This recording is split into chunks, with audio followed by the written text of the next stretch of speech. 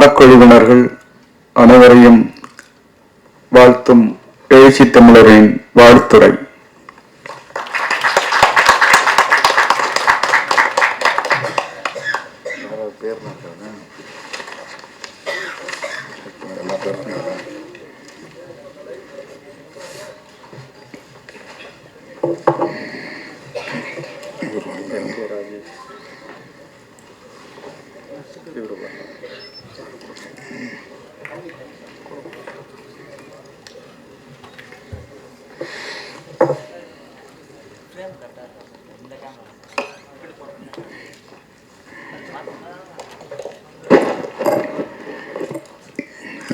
பார்ந்த பேராண்டி என்னும் திரைப்படத்தின் இயக்குனர் மதிப்பிற்குரிய தங்கமணி அவர்களே, இந்த படத்தின் தயாரிப்பாளர் Veda media entertainment, Padma Kandasamy estates நிறுவனர் மதிப்பிற்குரிய MK ராஜேஷ் அவர்களே, அவரோடு வருகை தந்திருக்கிற தொழிலதிபர் புதுச்சேரி ராமச்சந்திரன் அவர்களே, இந்த திரைப்படத்திற்கு சிறப்பு சேர்க்கும் வகையில், பெருமை சேர்க்கும் வகையில்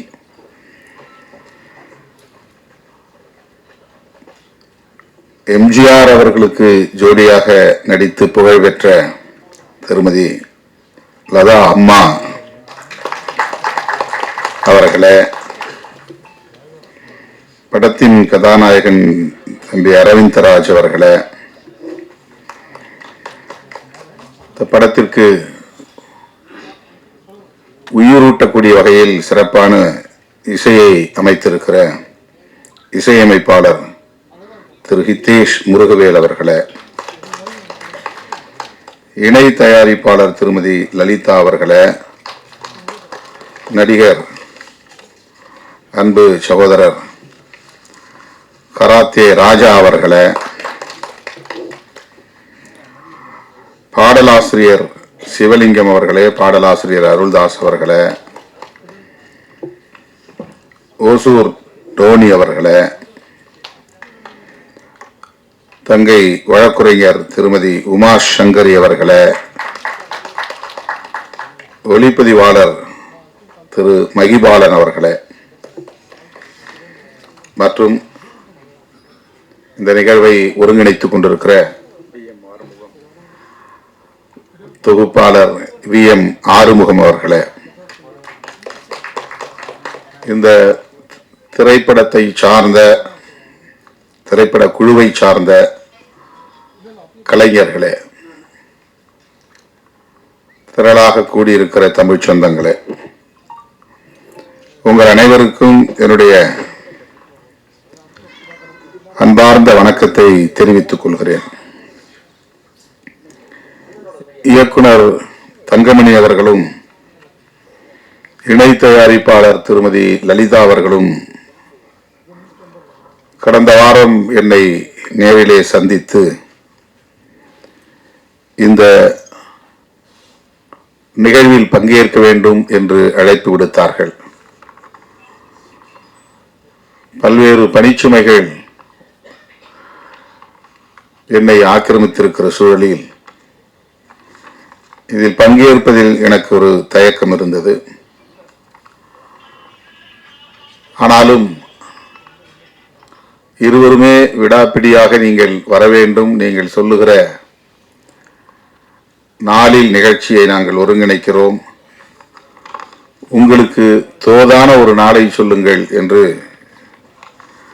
அன்பு கட்டளையிட்டார்கள். ஆகவே இந்த நாளில் நான் உங்கள் முன்னால் நின்று கொண்டிருக்கிறேன். இந்த வாய்ப்பை எனக்கு வழங்கிய இயக்குனர் தங்கமணி அவர்களுக்கு முதலில் என்னுடைய நெஞ்சார்ந்த நன்றியை உரித்தாக்குகிறேன். இப்போதெல்லாம்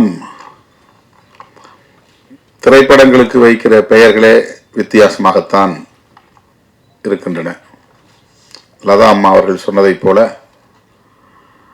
த 2K கிட்ஸ் இந்த காலத்து இளைஞர்களுக்கு பிடித்த இசை, பிடித்த பெயர் எல்லாம் ஆங்கிலத்தில் தான் நிறைய திரைப்படங்களுக்கெல்லாம் பெயர்கள் வருகின்றன. அல்லது ஏதாவது ஒரு வித்தியாசமான கவர்ச்சிகரமான பெயர் சூட்டப்படும். ஆனால் இயக்குனர் தங்கமணி அவர்கள் துணிந்து நம்முடைய தமிழ் மரபை போற்றும் வகையில் ஒரு நல்ல தமிழ் பெயரை, குடும்ப பெயரை திரைப்படத்திற்கு சூட்டி இருக்கிறார். இதுவே அவருடைய துணிச்சலுக்கு ஒரு சான்று என்று நான் கருதுகிறேன். பேராண்டி என்று சொல்லுகிற போதே தாத்தாவோ பாட்டியோ இதுல முக்கியமான பாத்திரம் வகிக்கப் போகிறார் என்று நமக்கு தெரிய வருகிறது. அந்த பெயரிலேயே குடும்ப பெயராகவும் அமைந்திருக்கிறது. ஒரு குடும்ப திரைப்படம் என்பதையும் இந்த பெயர் நமக்கு சொல்லாமல் சொல்லுகிறது. இப்போ வரக்கூடிய திரைப்படங்களில் நிறைய அரசியல் நெடி உண்டு. சில படங்களில் சாதி பெருமிதம் உண்டு. சில படங்களில் சாதி ஒழிப்பு அரசியலை பேச வேண்டும் என்கிற அந்த கருத்தியல் போக்கை நாம் பார்க்கிறோம். இன்றைய சூழலுக்கு ஏற்ப காதல் கதையாக இருந்தாலும் குடும்ப கதையாக இருந்தாலும் இந்த காலத்து இளைஞர்களுக்கு ஏற்ப பெயர் சூட்டுவதில் இயக்குனர்கள் கவனமாக இருக்கிறார்கள். ஆனால் நம்முடைய இயக்குனர் தங்கமணி அவர்கள் லதா மேடம் இருக்கிறார் என்பதனாலே என்னவோ அந்த பெயரை தேர்வு செய்திருக்கிறார் என்று நான் கருதுகிறேன். அது பொருந்துகிறது. ஒருவேளை பெயர் முன்னே கூட அவர் தேர்வு செய்திருக்கலாம். அவர் இந்த காலத்துக்கும் பொருந்தக்கூடியவராக இருக்கிறார் லதா அம்மா என்பது பாராட்டுதலுக்குரியது. அவங்க சொன்னாங்க, உலகம் சுற்றும் வாலிபன் தான் நான் முதல்ல நடித்த படம்னு. எனக்கு திடீர்னு என்னுடைய பழைய நினைவுகள். நான் பார்த்த முதல் படமே உலகம் சுற்றும் வாலிபன் தான். நான் இப்ப 8வது படிச்சிருந்தேன், நீங்க இப்ப 10வது படிச்சு இருந்திருக்கிறீங்க. நான் எங்க கிராமத்துல கரும்பு வெட்டுற தொழிலாளிகளோட கருப்பங்காட்டில் இருந்தேன் வேலை செஞ்சுக்கிட்டு. லீவு நாள்லாம் வேலைக்கு போவோம். சும்மா ஒரு சம்பளத்துக்கு போறதில்ல, சும்மா போறது. அம்மா இருக்கிறாங்க அப்பா இருக்கிறாங்கன்னு காட்டுக்குள்ள போவோம். கருப்பங்க செவலையில் நின்றுட்டு வேலை செய்யறது, கரும்பு ஒடிச்சு திங்கிறது, அந்த மாதிரி. அப்போ கருப்பம்பால் வெள்ளம் காய்ச்சிற இடத்துல ஒரு பெரிய கொப்பரையில கருப்பம்பால் கருப்பஞ்சாறு கொட்டி பால் அந்த வெள்ளம் காய்ச்சுவாங்க. அந்த மனம் அப்படி இருக்கும், அருமையா இருக்கும். அந்த வெள்ளத்தை காய்ச்சிற போது பக்கத்துல இருந்து அதுல அந்த அந்த கொப்பரைக்கு கீழே அந்த இதை எடுத்து போடுறாங்க பாருங்க, கருப்பன் சக்கையை எடுத்து போடுவாங்கல்ல. அவரு என்னை கேட்டாரு, தம்பி இன்னைக்கு நாங்கள் சினிமாவுக்கு போறோம் வரியா அப்படின்னு என்னை கேட்டாரு. நான் கீழே நின்றுட்டு இருந்தேன். எட்டி பார்த்தோம், உள்ள திக்குன்னு எரியுது அப்படியே. அவர் தூக்கி போறாரு கருப்பன் சக்கையை. நான் அதை வேடிக்கை பார்த்துக்கிட்டு இருந்தேன். அவர் எங்க அப்பாவுக்கு நண்பர். அவர் இந்த ஆசையை தூண்டி விட்டார், சினிமாவுக்கு போறோம். எனக்கு என்ன படம் அப்படின்னு, எம்ஜிஆர் படம் சொல்றேன். எங்க போகணும்னா திட்டக்குடின்னு ஒரு ஊருக்கு, நகரத்துக்கு. அது எங்க ஊர்ல இருந்து நடந்து தான் போகணும், பஸ் எல்லாம் கிடையாது. 8-10 கிலோமீட்டர். இதை எப்படி எங்க அப்பாவிட்ட போய் சொல்றது? எனக்கு பயம். ஏன்னா சினிமாவுக்குலாம் போனா அது குற்றம்னு எங்க ஊர்ல அப்போ ஒரு மைண்ட் செட். சினிமா பார்க்கறதுலாம் தப்பு. எப்படி பீடி சிகரெட்டு குடிக்கிறது தப்போ, அப்படி சினிமா பார்க்கறது தப்புங்கிற ஒரு உளவியல் எனக்கு ரொம்ப காலமா இருந்துச்சு. அது ஹாஸ்டல்ல கூட யாராவது சினிமா போனா திருட்டுத்தனமா தான் போய் பார்த்து வரணும். அதுக்கு வார்டன் கூப்பிட்டு அடிப்பார். நீ சினிமா பார்க்குற அளவுக்கு போயிட்டியா வளர்ந்துட்டியா அப்படின்னு கையை நீட்ட சொல்லி அடிப்பாங்க, முட்டி போட வைப்பாங்க. அந்த மாதிரி ஒரு சூழல்ல படம் பார்க்கறதுக்கு ரொம்ப தயக்கமா இருந்துச்சு. எங்க அப்பாவிட்ட போய் நீங்க கேளுங்க அப்படின்னு அவர்கிட்ட சொன்னேன். அவர் உடனே எங்க அப்பாவிட்ட கேட்டார். அவருக்கு விருப்பம் இல்லை, இருந்தாலும் நீ பத்திரமா போய் அழைச்சிட்டு திருப்பி கொண்டு வந்து விட்டுருவில்ல, ஒன்றும் பிரச்சனை இல்லைன்னு அவர் கேட்டார். உடனே அவர் ஆமான்னு சொல்லிடுறாரு. அவரோட நான் போய் பார்த்தேன். எனக்கு கதையும் புரியல, ஒன்றும் புரியல. ஏதோ டிஷின் சண்டை. எம்ஜிஆரை பார்த்தேன், அம்மாவை அப்போ முதல்ல பார்த்துருக்கேன். அவ்வளவு பிறகு இப்போ நான் நேரில் பார்க்குற ஒரு வாய்ப்பு. அந்த திரைப்படத்தில் பார்த்த அம்மாவை இன்னைக்கு பக்கத்தில் உட்கார்ந்து பார்க்குற ஒரு வாய்ப்பு கிடைத்தது. எண்ணி அவர் மேடையில் பேசும்போது தோணிச்சு. உட்கார்ந்து கேட்டேன், எந்த வருஷம் அது அப்படின்னு கேட்டேன். அது 1973 கரெக்டு. நான் 8வது படிக்கும்போது அந்த படம் வந்துச்சு திட்டக்குடியில். இன்னைக்கு அவ்வளவு பெரிய பாரம்பரியம் உள்ள 250 திரைப்படங்களை நடித்த அம்மாவை கொண்டு வந்து இந்த படத்தில் ஒரு முக்கியமான கதாபாத்திரத்தில் நடிக்க வச்சிருக்கிறார் நம்முடைய இயக்குனர் தங்கமணி. இந்த காலத்து இளைஞர்களுக்கு ஏற்ப டைட்டில் படத்துக்கு பேர் வைக்கணும். இந்த காலத்து இளைஞர்களுக்கு ஏற்ப பாடல் வரி புரியாத இசையை, அதான் சொன்னாங்க இன்ஸ்ட்ருமெண்டல் டாமினேஷன். ஒரே இறைச்சலா மியூசிக் மட்டும்தான் கேட்கணும், நமக்கு வரி என்னன்னு உத்து கவனிச்சாதான் வரி தெரியும். நிறைய பாடல்கள் வரியே கேட்காது, என்னதான் லிரிக்ஸ்னே தெரியாது நமக்கு. ஆனா பழைய பாடல்கள்லாம் பாருங்க, இசையும் அவ்வளவு இனிமையா இருக்கும், வரிகள் நம் மனசுல ஆழமா பதியும். அது கண்ணதாசன் எழுதின பாடலாக இருந்தாலும் சரி, மருதகாசி எழுதுகிற பாடலாக இருந்தாலும் சரி, உடுமலை நாராயணகவி எழுதிய பாடலாக இருந்தாலும் சரி, வாலி எழுதிய பாடல்களாக இருந்தாலும் சரி, அந்த வரிகள்லாம் அவ்வளவு அருமையான வரிகள், ஊக்கம் தரக்கூடிய வரிகள், நம்முடைய மனதில் ஆழமா பதியக்கூடிய வரிகள், வார்த்தைகள். அதுக்கு உயிரூட்டக்கூடிய வகையில் இசை இருக்கும். இளையராஜா அவருடைய இசையெல்லாம் கிராமத்தை அந்த அளவுக்கு கிராமங்களை ஆட்டி படைத்தது. இந்த ஆட்டுக்கார அலமேலு, அன்னக்கிளி, இந்த படங்கள்லாம்.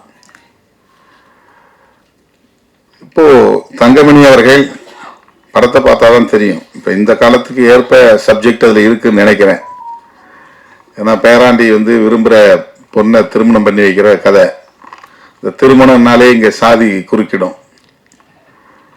அகமண முறைங்கிறது தான் சமூகத்தில் இருக்கிற நடைமுறை. சட்டத்துக்கு புறம்பான ஒரு நடைமுறை தான், ஆனால் அதுதான் சமூக நடைமுறையா இருக்கு. ஒரே சாதிக்குள்ளதான் திருமணம் பண்ணணும் அப்படிங்கிறது நீண்ட காலமா இருக்கு. சட்டம் அதை தடை செய்யல, ஆனாலும் அப்படி ஒரு நடைமுறை. அது பல்வேறு பிரச்சனைகளுக்கு இடம் கொடுக்கிறது. அது தொடர்பாக கொலை வரையிலும் போயிடுறாங்க. ஆணவ கொலைகள்லாம் நடக்குது. திரைப்படத்துக்குள்ள காதலை எப்படி வச்சிருக்கிறான்னு தெரியல.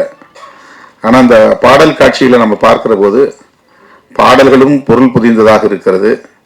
அதற்கு ஏற்ப இசையும் அருமையாக இருக்கிறது, கேட்க இனிமையாக இருக்கிறது. அதனால்தான் அவர்கிட்ட சொன்னேன், நல்லா பண்ணிருக்கீங்க, படம் ஹிட் ஆகும், உங்க பாடல் நல்லா இருக்கு அப்படின்னு சொன்னேன். தம்பி அரவிந்த்ராஜ் இங்க மேடையில பேசும்போது இதுதான் முதல் மேடைனாரு. ஆனா அவர் தான் பேசுனதுலேயே ரொம்ப சிறப்பா பேசினாரு. எல்லாரும் டக்கு டக்குன்னு முடிச்சுக்கிட்டாங்க, எதுக்கு நமக்கு வம்பு, நீண்டதான் மேடையில பேசக்கூடாதுன்னு. ஆனா அவர் இந்த கதை, இயக்குனருடைய உழைப்பு, அவருக்கு இருந்த அனுபவம் எல்லாத்தையும் நல்லா பேசினார். எப்படி முதல் மேடையிலேயே சிறப்பா பேசினாரோ அது மாதிரி முதல் படத்திலேயே சிறப்பா நடித்து இருக்கிறார். நான் தான் கேட்டேன், நீ நல்லா பண்ணியிருக்கப்பா, உனக்கு நல்ல ஃபியூச்சர் இருக்கு அப்படின்னு சொன்னேன். நல்லா தேர்ந்தெடுத்திருக்கிறார் இயக்குனர் தங்கமணி அவர்கள். ஒரு நல்ல கதாநாயகனை தமிழ் திரையுலகத்திற்கு வழங்கியிருக்கிறார் என்றுதான் நான் அறிமுகப்படுத்தி இருக்கிறார் என்றுதான் நம்புகிறேன். ராஜா ரொம்ப நாளா எனக்கு தெரியும், கராத்தே ராஜா. நான் என்ன தம்பிங்க இந்த கெஸ்ட் ரோல்ல நடிக்கிறதுக்காக சில படங்களை கூப்பிட்டாங்க. அப்போ நான் அப்பெல்லாம் இந்த திரைப்படத்துக்கு முக்கியத்துவம் தரல. ராஜா அப்ப எனக்கு அறிமுகமானவர். இன்னைக்கு நிறைய படங்கள் நடிச்சுட்டு இருக்கிறார். இப்ப கூட ஒரு திரைப்படம் கௌதவன் படத்துல, அதுல ரொம்ப சிறப்பான ஒரு பாத்திரத்தில் நடிச்சிருக்கிறாரு. இந்த படத்திலையும் அருமையா அந்த பாடல் காட்சிகள்லயே நமக்கு அவர் எப்படி பண்ணியிருக்கிறாருங்கிறத பார்த்தோம். இப்போ நல்லா தேர்வு பண்ணியிருக்கிறாரு தங்கமணி அவர்கள். லதா அம்மாவை தேர்வு பண்ணியிருக்கிறாரு, அரவிந்த்ராஜ், அதே மாதிரி கதாநாயகி பேர் தெரியல, அவங்களும் ரொம்ப சிறப்பாக பண்ணியிருக்கிறாங்க. அது அவங்களுக்கு முதல் படமா ரெண்டாவது படமான்னு தெரியல, சிறப்பாக பண்ணியிருக்கிறாங்க. இந்த படத்தினுடைய கதை கரு எப்படி இருக்கிறது, கதை ஓட்டம், திரைக்கதை எப்படி அமைந்திருக்கிறது, இந்த கிளைமாக்ஸ் எப்படி முடியுது அப்படிங்கிறதெல்லாம் பொறுத்து தான் மக்களுடைய ஆதரவை வென்றெடுக்க முடியும். என்னதான் சிறப்பான திரைக்கதை இருந்தாலும் கூட இசை ரொம்ப முக்கியமானது. ஒரு இசை சரியா அமையல, பேக்ரவுண்டு பின்னணி இசை சரியா அமையலைன்னா அந்த படம் கொஞ்சம் ஸ்ட்ரகிள் பண்ண வேண்டியிருக்கும். ஹிதேஷ் அவர்கள் இந்த படத்திற்கு இந்த பாடல்களிலிருந்து பார்க்க முடிகிறது நல்ல இசையை வழங்கியிருக்கிறார். தங்கமணி அவர்கள் ஏன் என்ன இந்த வெளியீட்டு விழாவுக்கு என்ன வலியுறுத்தி கூப்பிட்டார் எனக்கு தெரியாது. இப்போ அன்னை காலமாக நம்முடைய நண்பர்கள், திரைத்துறையை சார்ந்தவர்கள் இந்த மாதிரி இசை வெளியீட்டு விழாவுக்கு என்னை அழைக்கிறார்கள். ப்ரீவியூ ஷோவுக்கும் வந்து பாருங்க அப்படின்னு சொல்லி கூப்பிடுறாங்க. நான் தொடக்கத்தில் என்ன அன்பு தொழில்னு ஒரு படத்தில் ஒரு தம்பி கிட்டத்தட்ட 6 மாதம் போராடி தான் என்ன அதில் நடிக்க வச்சார். எனக்கு கதை தலையும் புரியாது, வாலும் புரியாது, எதையுமே நான் கேட்டுக்கல, நேரம் ஒதுக்க முடியாது, ஏதோ அவர் சொன்னபடி செஞ்சேன். அதுக்கப்புறம் வின்சென்ட் செல்வாவை வச்சு தமிழரசன் ஒரு படம், ஒரு 10 நாள் ஷூட்டிங் போனோம், அப்படியே நின்று போயிடுச்சு. அதுக்கு முன்னாடியே கலகம்னு ஒரு படம், அது கலகத்திலே முடிஞ்சு போயிடுச்சு. களஞ்சியம் தான் இயக்குனர். அவர் எனக்கு மேக்கப் போட்டு 4-5 ஃபோட்டோ ஷூட் மட்டும் பண்ணார். ஃபோட்டோ ஷூட்டோடு நின்று போயிடுச்சு. அது அதில் அந்த ஃபோட்டோ ஷூட்லாம் நல்லா தான் இருந்துச்சு. அந்த படத்தை ஒரு ஷூட்டிங்கே போக முடியாமல் போயிடுச்சு, வெறும் ஃபோட்டோ ஷூட்டோடு நின்று போயிடுச்சு. அதுக்கப்புறம் அந்த தமிழரசன். ஆனால் அதை தாண்டி 1-2 படங்களில் முகம் காட்டணும்னு மன்சூர் அலிகான் என்னை பிடிச்சி நான் மருத்துவமனையில் ராமச்சந்திராவில் கிடந்தப்போ என்னை கட்டாயப்படுத்தி இழுத்துட்டு ஒரு பாட்டு சீனில் என்னை நடிக்க வச்சார். அப்போ நான் இயல்பாகவே மீசை எடுத்திருந்தேன். அந்த நேரத்தில் எனக்கு ஒரு சின்ன ஆப்ரேஷன், மூக்கில் சைனஸ் ஆப்ரேஷன் நடந்திருந்த நேரம். அப்போல்லாம் நான் இந்த திரைப்படத்திற்கு பெரிய முக்கியத்துவம் தரல. அப்புறம் மின்சாரம்னு ஒரு படம், இந்த அன்பு தொழிலில் நடித்த உடனே அவர் ஒரு கோயம்புத்தூர்காரர் தான் தயாரிப்பாளர். அவர் நீங்கள் தமிழ்நாடு முதலமைச்சராக நடிச்சே தீரணும் அப்படின்ட்டார். சரி, படத்திலேயாவது நம்ம ஒரு நாள் முதலமைச்சராக இருப்போமே அப்படின்னு ஆசைப்பட்டு அதுக்கு நான் ஒத்துக்கிட்டேன். ஆனால் எப்படி கதை எனக்கு தெரியாது, தலையும் வாலும் எதுவுமே புரியாது. ஏன்னா டிஸ்கஷன்ல உட்கார்றதில்ல, ரிஹர்சல் கிடையாது, கிடைக்கிற நேரம் கொஞ்ச நேரம், அந்த ஸ்பாட்டுக்கு போனோடனே இதை செய்யுங்க அதை செய்யணும். ஏன்னோ அப்போ எனக்கு அதில் பெருசாக ஆர்வம் எட்டலை. எனக்கு சின்னதுலேருந்தே திரைப்படத்தை பற்றி ஒரு தவறான மதிப்பீடு உருவாகி போச்சு. திரைப்படம் பார்த்தா அது தப்பு, அது குற்றம் அப்படிங்கிற மாதிரி. அப்படி இருந்த என்ன இன்னைக்கு தங்கமணி போன்ற இயக்குனர்கள் நிறைய திரைப்படங்களை இது மாதிரி இசை வெளியீட்டு விழா, பிரிவியூ ஷோ போன்றவற்றில் பங்கேற்க செய்வது இந்த திரையுலகத்தின் வலிமை என்ன என்பதை புரிந்து கொள்ள பயன்படுகிறது. இது எவ்வளவு முக்கியத்துவம் வாய்ந்த ஊடகம். இன்னைக்கு தமிழ்நாடு அரசியலே தொடர்ந்து திரை கவர்ச்சியின் கட்டுப்பாட்டுக்குள் இருக்கிறது என்பதை நாம் பார்க்க முடிகிறது. ஒரு காலத்தில் எம்ஜிஆர், அதன் பிறகு அவருடைய கலை உலக வாரிசுகள் பலர், பாக்கியராஜ் போன்றவர்கள்லாம் கட்சியை தொடங்கினாங்க. சிவாஜி கணேசன் அவர்களும் கட்சியை தொடங்கினார். அப்புறம் விஜயகாந்த், அப்புறம் சரத்குமார், டி ராஜேந்தர், இப்படி பல பேர் திரைத்துறையில் தீவிரமான ஈடுபாடு உள்ளவர்கள் கட்சி தொடங்கினார்கள். கலைஞரும் திரைத்துறையில் ஈடுபாடு உள்ளவர் தான். இன்றைய முதல்வரும் திரைப்படத்தில் ஓரிரு படங்களில் நடித்தவர் தான். ஜெயலலிதா அம்மையார் திரைத்துறையில் இருந்து வந்தவர் தான். இப்போ விஜய் வரையிலும் தமிழக அரசியலில் திரை உலகம் எந்த அளவுக்கு ஈடுபாடு கொண்டிருக்கிறது அல்லது தாக்கத்தை ஏற்படுத்தி வருகிறது, அந்த கவர்ச்சி இன்னும், திரை கவர்ச்சி இன்னும் குறைந்தபாடில்லை என்கிற ஒரு நிலையை நாம் பார்க்கிறோம். இந்தியா முழுக்க எல்லா மாநிலங்களிலும் திரைப்படங்கள் எடுக்கப்படுகின்றன. திரை நாயகர்கள் பலர் புகழ்பெற்று விளங்குகிறார்கள். ஒவ்வொரு மாநிலத்திலும் சூப்பர் ஸ்டார் இருக்கிறாங்க. தமிழ்நாட்டில் தான் நிறைய star, super star, supreme star, ultimate star, power star. நம்ம படத்துல பவர் ஸ்டார். இந்த பவர் ஸ்டார்ங்கிற பேர் நான் தான் வச்சேன். அவர் எனக்கு ரொம்ப நெருங்கிய ஒரு சகோதரர். கொஞ்ச நாள் எங்கள் கட்சியில் பொறுப்பில் இருந்தார். அவர் ஒரு நிகழ்ச்சியில், அவருடைய பிறந்த நாள் விழாவது ஒரு நிகழ்ச்சியில் அவருக்கு அவருடைய கூட இருந்த நண்பர்கள் எல்லாம் இந்த பேரை வைக்கணும்னு சொன்னப்போ, நான் பவர் ஸ்டார்னு ஆங்கிலத்தில் வருது, ஏதாவது தமிழில் சொல்லுங்க என்ன. எல்லாரும் மாதிரி ஆங்கிலத்தில் என் பேர் வைக்கணும். இல்லை அதெல்லாம் தமிழ்லாம் வச்சா ஈடுபடாது, பவர் ஸ்டார்னு சொல்லுங்கன்னு என்ன கட்டாயப்படுத்தினாங்க. ஆனா அது நான் வச்சேங்கிறதுனால ஆகல, அவருடைய உழைப்பால அந்த பேர் நல்ல ரீச் ஆயிடுச்சு மக்கள்கிட்ட. இப்ப நம்ம பேராண்டி படத்திலையும் பவர் ஸ்டார் நடிச்சிருக்கிறாரு அப்படிங்கிறத பார்த்தது, நான் அவரை பார்த்தவொடனே எனக்கு ஒரு மகிழ்ச்சி ஆயிடுச்சு. அவரு தங்கமணி வந்து என்னை பார்த்த போது சொன்னார், பவர் ஸ்டார் இதில் நடிச்சிருக்காரு. நான் அன்னைக்கு வருவாருன்னு எதிர்பார்த்தேன், அவர் வரல. எந்த மாநிலத்திலும் திரைத்துறை அரசியலில் பெரிய தாக்கத்தை ஏற்படுத்தவில்லை. மம்முட்டி இருக்கிறார் கேரளாவில், இங்க கன்னடத்தில் ராஜ்குமார் இல்லை, அவரு இங்க என்டிஆர், இங்க எம்ஜிஆர், ரெண்டு பேர் தான் வந்து அரசியலில் ஒரு பெரிய மாற்றத்தை திரைத்துறையின் மூலமாக ஏற்படுத்தியவர்கள். அவரும் கட்சி ஆரம்பிச்ச 5 வருஷத்துல ஆட்சி பிடிச்சாரு, இவர் கட்சி ஆரம்பிச்ச 7 வருஷத்துல ஆட்சி பிடிச்சார். ஆனா இன்னும் தமிழ்நாட்டுக்குள்ள திரைத்துறை சார்ந்தவர்கள் இயக்குனராகவோ இசையமைப்பாளராகவோ அல்லது கதாநாயகராகவோ கதாநாயகியாகவோ நடித்தவர்கள் சோசியல் மீடியாவில் ரொம்ப ஆழமா சிந்திக்கிறவங்களாம் இருக்கிறாங்க. ரொம்ப நாமே அது ஆச்சரியப்படக்கூடிய அளவுக்கு. அண்மையில் ஒருத்தர் எழுதியிருந்தான், இராணுவத்துறையில வேலை செஞ்சவங்க ரிட்டையர் ஆகிட்டு வாட்ச்மேன் வேலைக்கு போறாங்க, திரைத்துறையில ரிட்டையர் ஆகுறவங்களாம் சிஎம் ஆக்குறாங்க. தமிழ்நாட்டு அரசியல் அப்படி இருக்கு அப்படின்னு. இராணுவத்துறையில ரிட்டையர் ஆகிறவங்களாம் வாட்ச்மேன் வேலை மாதிரி ஏதாவது ஒரு டிபார்ட்மெண்ட்டுக்கு போறாங்க.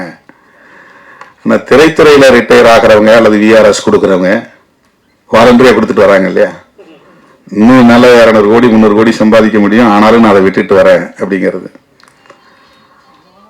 பட் இங்க அவங்க எல்லாம் வந்து முதலமைச்சருக்கான ஓட வராங்க அப்படின்னு சொல்றாங்க.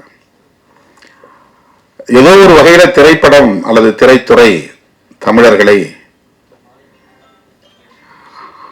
ஆளுமை செய்கிறது, ஆதிக்கம் செய்கிறது. இப்ப நான் என்ன யோசிக்கிறேன் அப்படின்னா, 15-20 வருஷத்துக்கு முன்னாடியே எனக்கு இந்த துறையில கதவு திறந்தது, சிவப்பு கம்பளம் விரிக்கப்பட்டது, பல பேர் கூப்பிட்டாங்க, நான் அதை ரொம்ப அவாய்ட் பண்ணிட்டேன். இப்போ உங்களை மாதிரி இயக்குநர்கள் வந்து அழைத்து இந்த நிகழ்ச்சிகள் எல்லாம் பங்கேற்க செய்கிற போது இந்த கலை எந்த அளவுக்கு மக்களோடு நெருக்கமானதாக இருக்கிறது. மக்களை பற்றி தானே திரைத்துறை பேசுகிறது, மக்களிடமிருந்து அந்நியப்படவில்லை. மக்களுடைய அன்றாட வாழ்க்கையை, வாழ்வியலை, அவர்கள் எதிர்கொள்ளுகிற சவால்களை, நெருக்கடிகளை அழகியலாக கொண்டு வந்து நம் கண்முன்னே நிறுத்துகிறார்கள், கோர்வைப்படுத்தி கொண்டு வந்து நிறுத்துகிறார்கள்.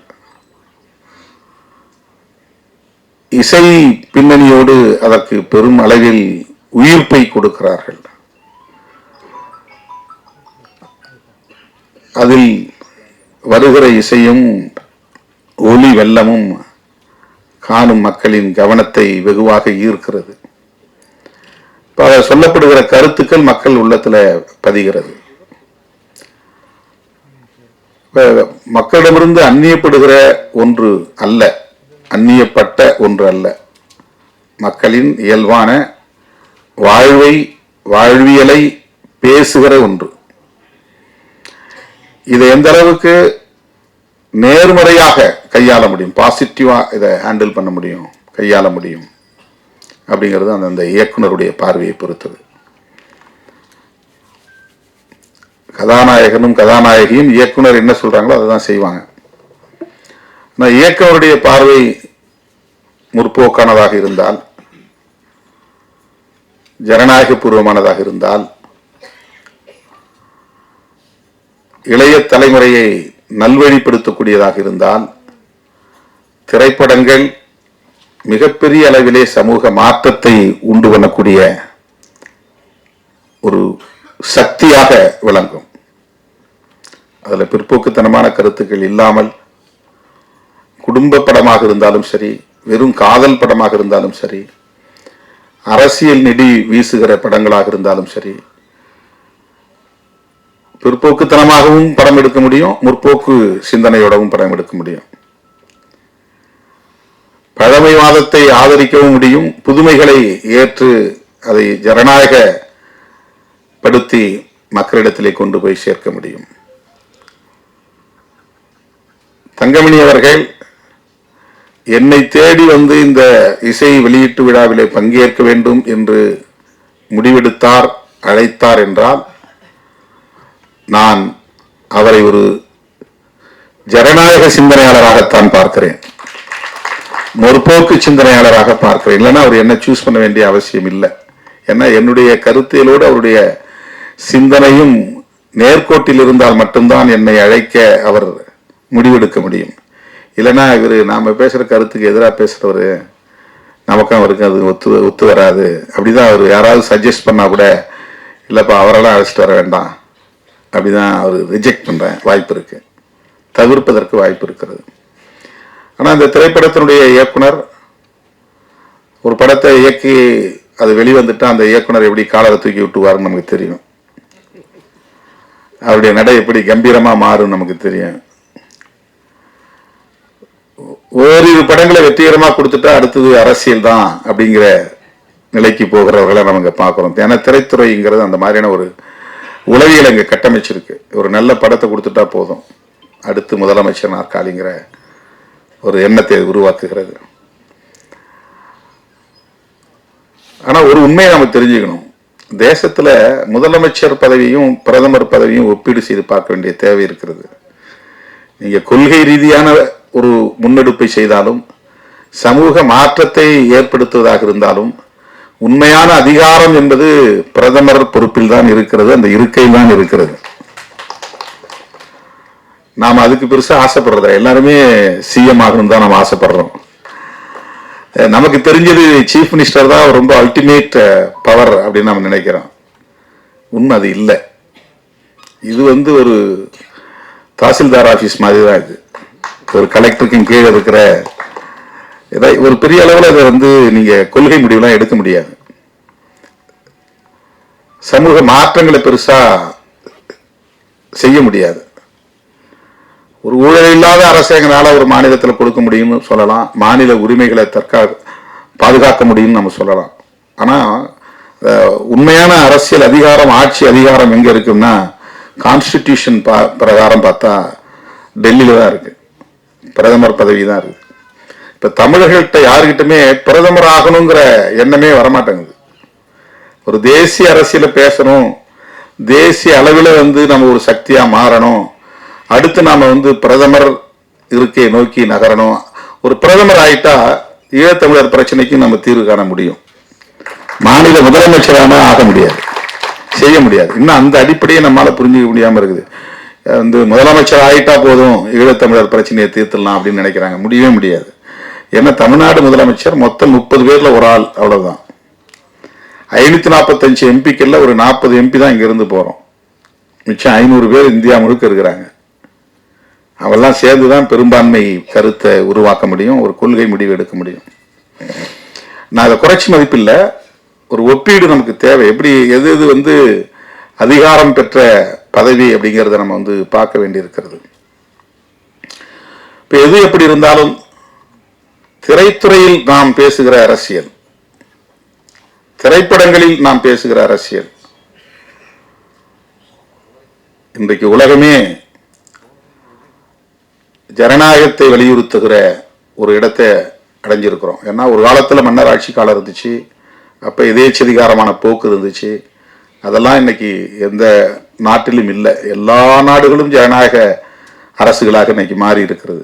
ஜனநாயகம்தான் 20ஆம் நூற்றாண்டின் மிகச்சிறந்த கண்டுபிடிப்பு.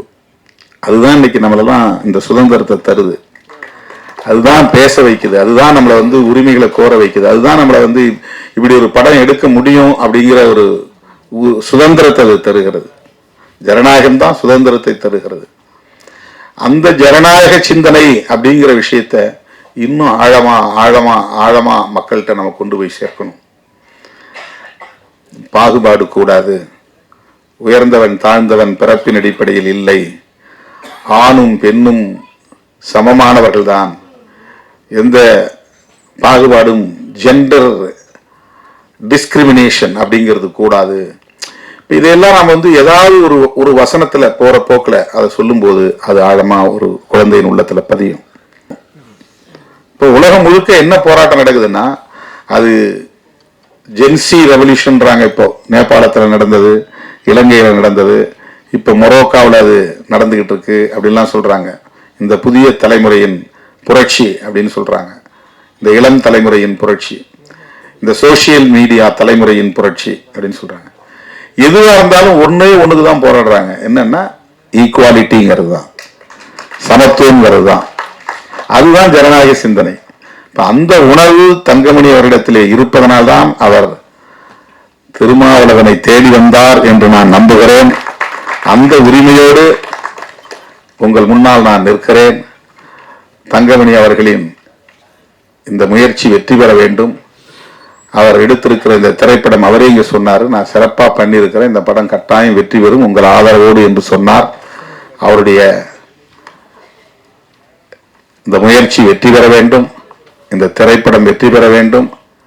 அதற்கு ஜனநாயக சிந்தனை உள்ள அனைவரும் ஆதரவு நல்க வேண்டும் என்று வேண்டுகோள் விடுத்து, இந்த திரைப்பட குழுவை சார்ந்த அனைவரையும் பாராட்டி வாழ்த்தி வாய்ப்புக்கு நன்றி கூறி முடிக்கிறேன். நன்றி, வணக்கம்.